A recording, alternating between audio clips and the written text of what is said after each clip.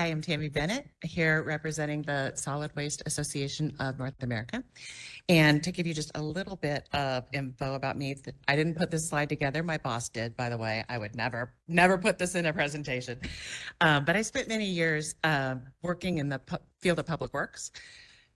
In our department, I had residential, commercial, and industrial waste collection as one of our business lines. So I have to say I love solid waste. And one of the reasons is that it is one of those services that make our communities truly livable. And it's an invisible service for them. We always hope it's an invisible service. So just to make sure that we're clear, solid waste, our SWANA association, whoops, it got way ahead of me. This is what happens. There we go. Oh. We have fat fingers here. Sorry, don't listen. There we go. I'll hold it in my hand. We have about 10,000 members, and we represent solid waste and waste resource management. So that is everything from curbside collection to household hazardous waste drop-off facilities. We've got landfills and transfer stations, recycling centers, material recovery facilities, electronic waste drop-offs, optical sorting, composting and food waste processing, landfill gas collection, and renewable natural gas creation. We do a lot of planning, management, education, and even as far as waste to energy facilities. So solid waste takes in a large amount of things. And one of the reasons that I'm here today actually is our advocacy and public policy director got invited. She also manages our safety initiatives, but she was invited to Canada for the United Nations Intergovernmental Negotiating Committee, who are developing the International Treaty on Plastics Pollution. So we just want to advocate that we are climate champions and we're committed to advancing solid waste management to resource management. So this is my truth be told moment. One of the reasons I love solid waste is because it has the best pictures. Like you get cool pictures from solid waste. So these are compressed baled plastics. All right. So we have a very strong foundation for growth, and a significant impact on community. But as an industry, there's another side, right? So refuse and recycling collection workers or collectors are number 7 on the most dangerous jobs list from the Bureau of Labor Statistics. There were 22 fatalities in 2022. So the good news is that fatality rate is down like 35% from 2017. The bad news is that's not an acceptable number, right? And the waste collectors are most commonly killed in transportation incidents, incidents involving motor vehicles, collectors being hit by trucks, by their own trucks, or falls off the moving vehicles. I'm going to get my slides catching up here. You can look at all the cool pictures. So I'll just pause here for a second so you get cool pictures. So nobody's okay with those safety statistics. And when our board of directors and our members came together to do our next strategic plan, there are 4 main areas, but one of the first goals is about making the industry safer. The plan describes several of the safety initiatives that we're making progress on, and we're at an ideal time to evaluate safety programs and strategies and how to make the programs meet the needs of workers. So we're seeking, we hear a lot about dangerous jobs and there was death in this solid waste or death in that solid waste. We're trying to get beyond the anecdotal data and figure out what we can do with that data to make changes in the industry that make it safer. So I thought I would share just a little bit of anecdotal information, as I like trash pictures. These are not the place where I worked, but when I started in the solid waste industry in '93, we were probably close to that upper left-hand picture, right? Our residential trash was collected by rear load trucks. It had 1 driver, 2 loaders.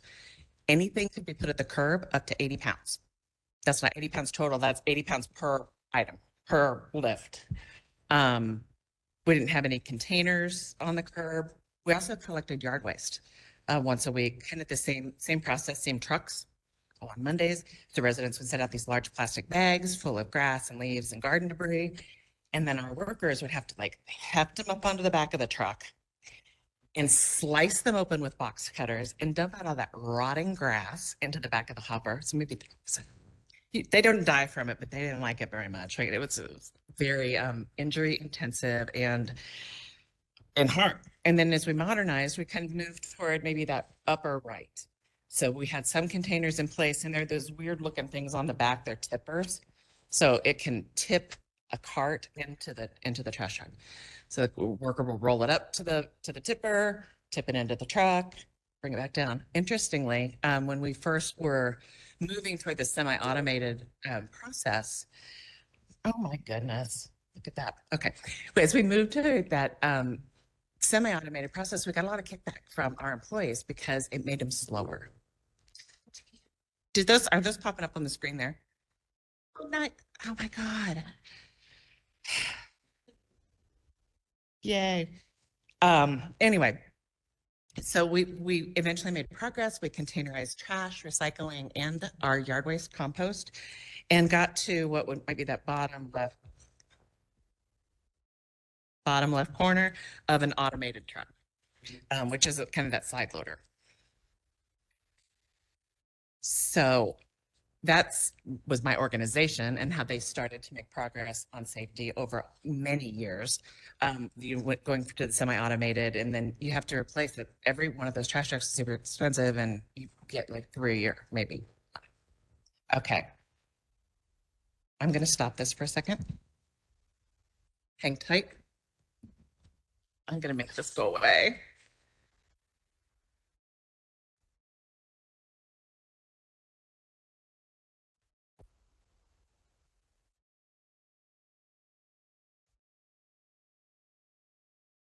Now I've got to figure out how to make it play again.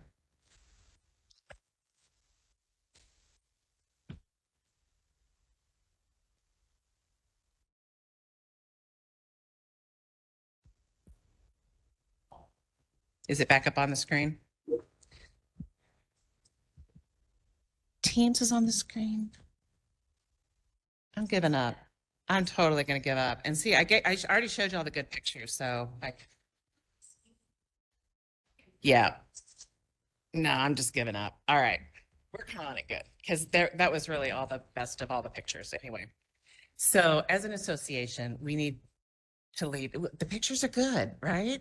We need to lead the way on worker safety as well. So that training is essential. Sharing best practices among our members and others in the industry, partnering on alliances like with OSHA and our partnering trade association, NWRA.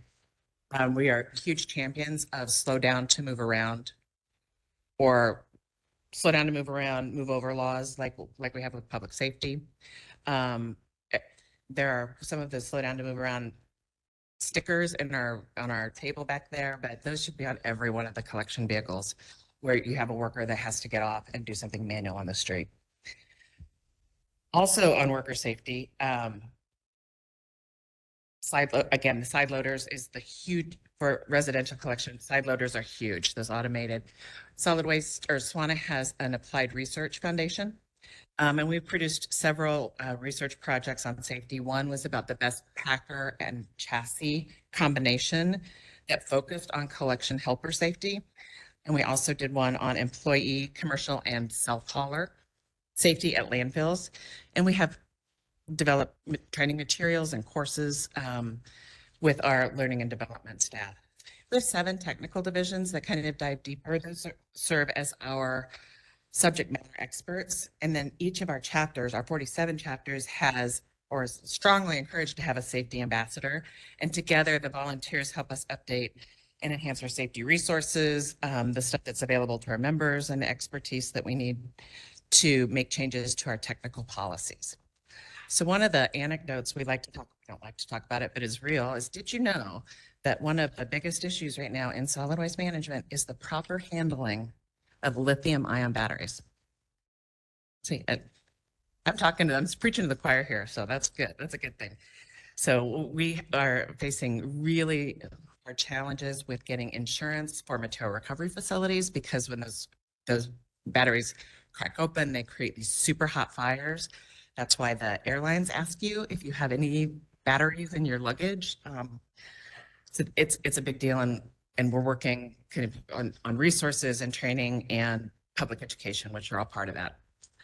So in our booth, we have several 5 to Stay Alive brochures that focus on collection, transfer stations, landfills, and 2 others that I have completely forgotten at the moment. And if you happen to be a member, we also send out a weekly newsletter that is delivered handy dandy to your email once a week that focuses on really real life tips for how to do stuff that is very timely. So it's all about education and keeping our members safe. And I know you're here today, and if you're being here today tells me that you know how critical it is to be very intentional about how we do the work we do and about how we make our industries better. And with that and all my technical challenges, I will end and open for questions or comments. And thank you, Tammy. You were fantastic. And we want to thank SWANA for just being such wonderful partners with OSHA. SWANA has been with us as an alliance since 2019, I believe. It's been quite some time. And so they have been strong advocates for ensuring safety and health for workers in the solid waste industry and have worked on many things with us, including trying to educate the workers and the employers on the worker rights and employer responsibilities and on issues particularly focused in those areas of solid waste, which would include needle stick injuries, slips, trips, and falls. And as you mentioned before about the transportation hazards. So, you know, SWANA, we really do appreciate the work that we've done together, and we look forward to continuing that here at OSHA. So thank you very much, SWANA.